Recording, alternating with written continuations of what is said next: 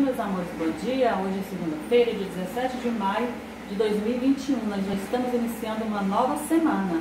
Que Deus esteja nos abençoando, nos concedendo uma semana muito abençoada. E aí, como estão meus aluninhos? Pedro Henrique, Ana Lígia, Ana Vitória, Vicente, como que vocês estão? Eu espero que estejam todos debaixo da graça de Deus, se cuidando, se protegendo, assistindo as videoaulas, realizando as atividades. No dia de hoje nós vamos estar em língua portuguesa. Essa semana o enfoque maior será língua portuguesa e matemática. Dentro de língua portuguesa nós vamos trabalhando história e geografia com o tema desigualdade social. Então nós vamos estar estudando dentro dos poemas, né, vamos estar dando continuidade nesse mês de maio, né, também em julho a gente vai dar continuidade no estudo sobre o poema. E dentro do poema nós iremos trabalhar história e geografia sobre desigualdade social. Certinho? Então nós vamos ver aqui, ó. Esse aqui é um poema que fala cenários sociais, cujo autor é Rosilda Eusébio Costa. Ela é uma autora, né, que escreveu esse poema falando sobre cenários de desigualdade, cenários sociais. Né? Então vamos ver aqui. Diante do vão da desigualdade, da indiferença social, existem comunidades inteiras de egos elevados, representando modéstia falsos e orgulhos exacerbados. Um cenário absurdo, frio de sentimento e brutal. Existem dois mundos desiguais que se cruzam sem comunhão. Neles multidões nunca se acenam e quase nunca se tocam. Estão todos dentro de um panorama de vida real, vivendo uma existência sem amor e sem emoção. Diante de uma grande aglomeração de vidas humanas, existem numerosos contrastes bastante explícitos. De um lado, a abundância, o desperdício e a esperteza desonesta. E do outro, a doença, a fome, a nudez e vidas insanas. Nos personagens reais que atuam nas entrelinhas da vida, existe uma fome que grita eloquente nos pobres desvalidos. Mas ninguém ouve esse grito, estão todos surdos, estão todos mergulhados em seu propósito, em sua própria vida. Então o poema, a característica dele é o quê? Ele é formado por verso, né? Cada linha aqui, ó, é um verso, e o conjunto de versos forma estrofe. Então aqui nós temos uma estrofe, duas estrofes, três estrofes e quatro estrofes, né?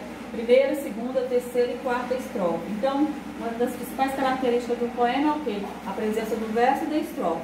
Ele pode ter rimas ou não. Igual, por exemplo, aqui, ó. Diante do vão da desigualdade, da indiferença social, num cenário absurdo, frio de sentimento brutal. A palavra social e brutal, elas vão rimar. São palavras escritas de forma diferente, porém, o som delas, a pronúncia delas são semelhantes. Isso aqui é rima. Então, social e brutal estão o quê? Eles estão rimando. Elevados e exacerbados também. Então, esse poema aqui, ele está denunciando a desigualdade social existente no nosso país. Enquanto existe aqui, ó, existem pessoas, né, com abundância, tem desperdício e tem esperteza desonesta. Muitos usam de desperteza desonesta para conseguir ter bens, outros não, é através do trabalho.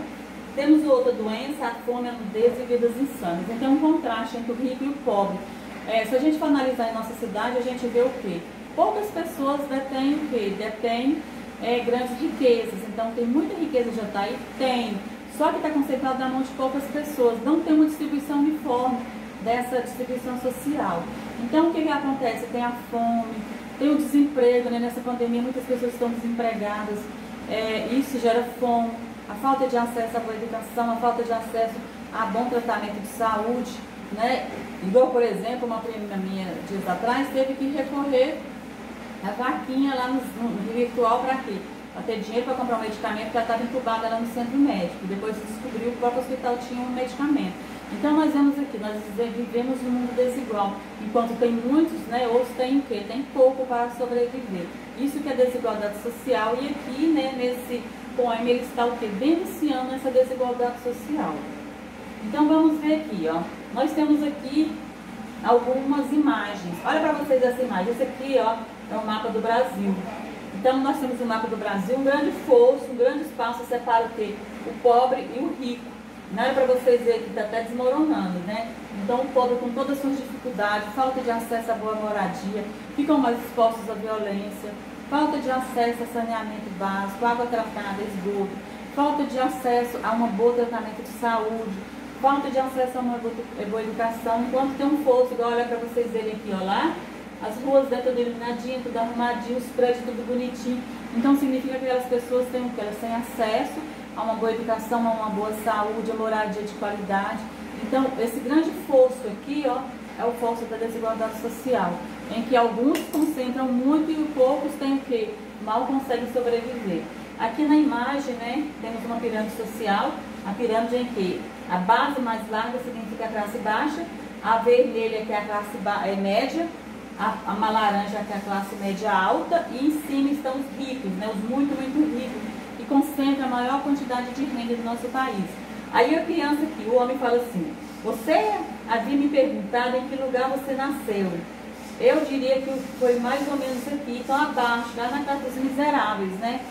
Sem o quê? Sem uma estrutura, sem uma boa moradia, sem educação. Então, geralmente as pessoas assim vai ter muito mais dificuldade na vida, dificuldade para trabalhar, para estudar, para trabalhar, para conseguir um bom emprego, para chegar na universidade.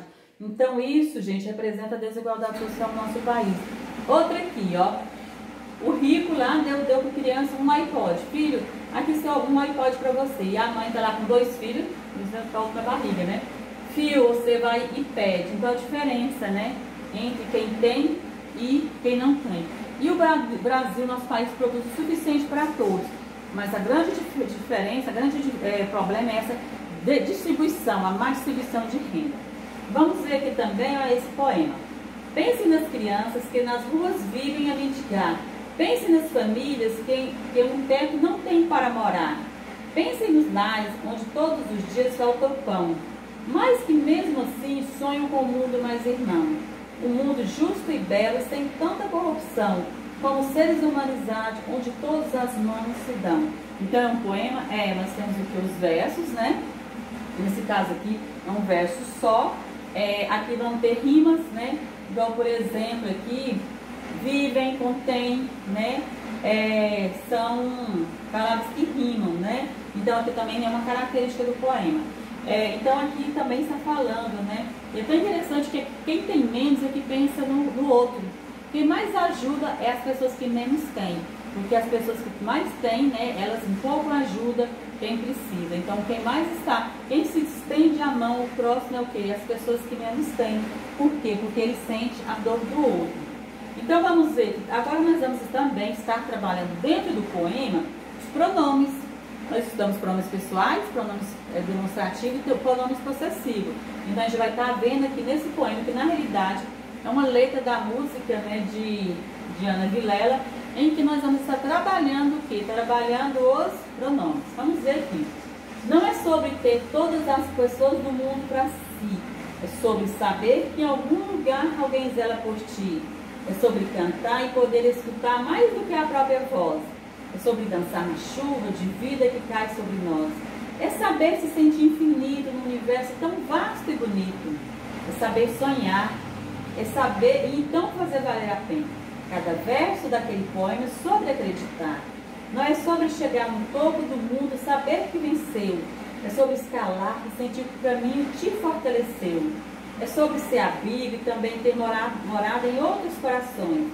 É assim ter amigos contigo em todas as situações. A gente não pode ter tudo. Qual seria a graça do mundo se fosse assim? Por isso eu prefiro os sorrisos, os presentes que a vida trouxe para perto de mim. Não é sobre ter tudo que o seu dinheiro é capaz de comprar. É sim sobre cada momento, sorriso e se compartilhar. Também não é sobre correr contra o tempo para se ter sempre mais, porque quanto menos se espera, a vida já ficou para trás. Aqui nós vamos destacar os pronomes si, ti, nós, ti, mim, seu. Então nós temos aqui, ó, então nós temos aqui alguns pronomes que a gente vai estar estudando agora. Continuando. Segura teu filho no colo, sorria e abraça seus pais, enquanto estão aqui, que a vida é trem-bala, parceiro. E se a gente é só passageiro prestes a partir. Laiá, laiá, laiá. Segura teu filho no colo, sorria e abraça seus pais enquanto estão aqui.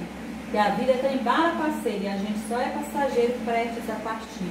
Então nós vemos aqui quais pronomes: teu, seu, teu, seu, teu, seu. Esses pronomes aqui são pronomes possessivos, né? Que eles dão o quê? O sentimento de posse. Então nós vamos ver aqui, vamos revisar, nós já estudamos, mas vamos revisar os pronomes pessoais. Então nós temos os pronomes pessoais, né? Singular e plural. Lembrando que temos primeira pessoa, segunda pessoa, terceira pessoa. Primeira pessoa é a pessoa que fala, sou eu que estou falando, então eu sou primeira pessoa. Segunda pessoa é a pessoa com quem você está falando. E terceira pessoa é a pessoa de quem vocês estão falando. Então nós vamos ter os pronomes pessoais reto. Primeira pessoa eu, segunda pessoa tu, terceira pessoa ele, ela. No plural, primeira pessoa nós, segunda pessoa vós, terceira pessoa eles, elas. E nós vamos ter os oblíquos. Nós temos o ato, sem preposição, e o tônico preposição, né? Então nós vamos ter primeira pessoa mim, segunda ti, terceira lhe, o, a, si. Primeira pessoa plural, nós, nos. Segunda pessoa vos, terceira pessoa lhes, os, as, si. Agora nós vamos ter lá os tônicos. Primeira pessoa mim comigo, segunda pessoa ti contigo, terceira pessoa ele, ela, si consigo. Primeira pessoa do plural, nós conosco. Segunda pessoa, vós convosco. Terceira pessoa, eles, elas, si consigo. Então o que é um pronome? Pronome é aquela palavra que substitui o nome da pessoa, né? Por exemplo, Paula foi à escola. Eu posso substituir por ela foi à escola. Então eu tiro a palavra Paula e coloco a palavra ela. Então pronomes são pronomes que substituem o nome da pessoa. Então os pronomes pessoais, né, são todos esses aqui. A gente tem os reto e o oblíquo. São palavras que vão substituir o nome. Maria, José e Pedro foram ao cinema. Eu posso substituir por eles. Terceira pessoa aqui do plural. Eles foram ao cinema. Então são o quê? Pronomes são palavras que substituem o nome. Continuando aqui, os pronomes demonstrativos. Pronomes demonstrativos são aqueles que indicam a posição do substantivo a que se refere. Tal posição é usada como referência às pessoas dos discursos. Depende da proximidade, do tempo ou do espaço. Primeira, segunda ou terceira pessoa. Então nós vamos ter aqui primeira, segunda e terceira. Revisando. Primeira pessoa é a pessoa que está falando.